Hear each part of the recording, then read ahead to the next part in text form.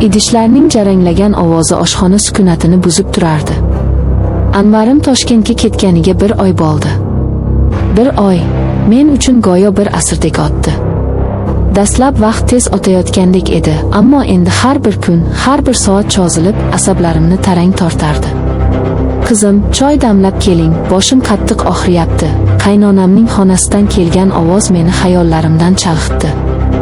Xo'p bo'ladi, oyijon, deb javob berdim-u, choynakni gazga qo'ydim. Shu payt orqamdan kelgan qadam tovushlaridan seskanib ketdim. Qarashga ulgurmadim hamki yelkamdan kimdir ushladi. Qaynotam. Charchamadingmi, qizim? Uning ovozi har doimgidek bosiq, ammo negadir bugun boshqacha eshitildi. Yoki menga shunday tuyulayotganmidi? Yo'q, ota, rahmat. Hozir onamga choy damlayotgandim, dedim imkon qadar xotirjam ko'rinishga harakat qilib. Uning qo'li haligacha yelkamda turardi. Bu oddiy holdek tuyulishi mumkin edi, axir u menga ota qatori. Ammo vujudim beixtiyor taranglashdi. Uning barmog'i ro'molim chetidan chiqib turgan, sochim tolasini sekin silagandek bo'ldi. Yoki bu ham shunchaki tasodifmi? Ha, oying ham ancha tobi yo'q. Sen borsan baxtimizga, dedi u va nihoyat qo'lini oldi. Men yengil nafas oldim. Anvarjon telefon qildimi? Ha, kecha gaplashdik. Ishlari ko'p ekan. Erkak kishining ishi ko'p bo'ladi-da. Lekin yosh kelinni yolg'iz tashlab ketish ham yaxshi emas. Sen bu yerda zerikib qolayapsan. Uning so'zlarida qandaydir yashirin ma'no bor edi. U mendan nimadir xohlardi. Nima ekanligini tushunmasdim, lekin butun vujudim bilan his qilardim. Yo'q, ota, nega zerikaman? Oyijonim yonimda, siz borsiz. Ishlar bilan vaqt o'tgani bilinmaydi ham, dedim choynakni ko'tarar ekanman. U yo'limni to'sib turardi. Men o'tish uchun chetlanganimda u ham bir qadam yon tomonga yurdi. Yana yo'lim to'sildi. U menga tikilib turardi. Nigohida nima borligini anglay olmasdim. Rahm, shafqatmi? Yoki boshqa narsami? Bu nigohdan tanam muzlab ketdi. Baribir, yolg'izlik yomon, dedi u ovozini biroz pasaytirib. Ko'zlaringda dard bor, qizim. Buni men ko'rib turibman. U qo'lini uzatib yuzimga yaqinlashtirdi. Men bir qadam orqaga tashlashga majbur bo'ldim. Otajon, choy sovib qoladi, dedim bahona qilib va tezda uning yonidan o'tib, qaynonamning xonasiga yo'l oldim. Yuragim gupillab urardi. Men noto'g'ri o'ylayapman. U shunchaki qayg'uryapti. O'zimni shunga ishontirishga harakat qilardim. Kechki ovqat payti yana o'sha holat takrorlandi. Qaynonam dori ichib barvaqt xonasiga kirib ketdi. Biz qaynotam bilan dasturxon atrofida yolg'iz qoldik. Sukunat cho'kdi. Faqat qoshiqlarning likopchalarga urilishidan chiqqan ovoz eshitilardi. Ovqat juda shirin chiqibdi, qo'llaring dard ko'rmasin, dedi u sukunatni buzib. Rahmat, otajon. Osh bo'lsin. U menga sinchkovlik bilan tikilib qaradi. Anvar, sening qadringga yetarmikan o'zi? Bunaqa shirin taomlarni sog'inayotgandir. Albatta sog'inadi, dedim kulimsirashga harakat qilib. Senchi? Sen ham sog'inayapsanmi? Albatta. Qiyin bo'lsa kerak. Yosh bosh bilan erdan uzoqda bo'lish, uning so'zlari yana o'sha mavzuga burildi. U yana mendan nimadir xohlayotgandek edi. Uning maqsadi nima?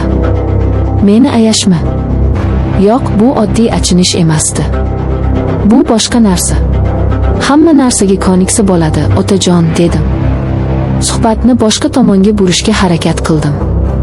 Bugun qo'shnimizning oxli kelibdi chet eldan. Qo'shnilarni qo'y, dedi u so'zimni kesib. Gap senda hozir. Anvar bilan gaplashganimda aytaman, xotinini buncha qiynash yaxshi emas deb. U shunday deb menga yaqinlashdi. Men qimir etmay qoldim. Nafasimni ichimga yutdim. Uning yaqinligi meni bo'gayotgandek edi. U egilib sochlarimni hidlagandek bo'ldi. Men bu harakatni aniq his qildim. Sochlaring juda chiroyli, dedi u pichirlab. Uning issiq nafasi bo'ynimga urildi. Keyin u barmoqlarini yelkamga qo'yib, sekin pastga, qo'lim tomonga yurgizdi. Men tosh qotgandim. Qo'rquvdan qanday harakat qilishni bilmasdim. Baqirsammi? Qaynonam eshitadimi? Eshitganda ham nima deyman?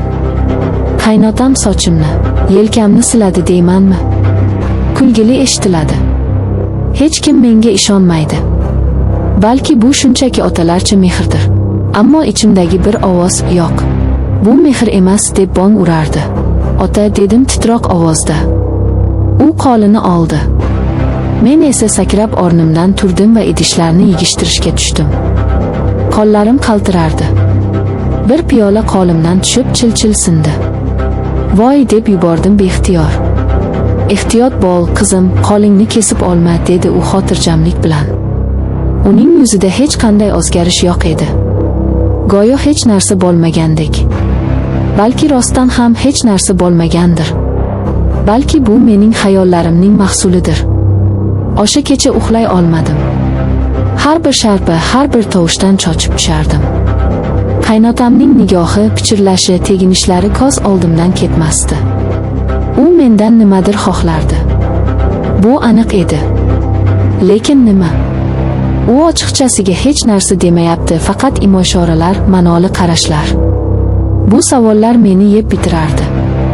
Ertasi kuni o'zimni qo'lga olishga qaror qildim.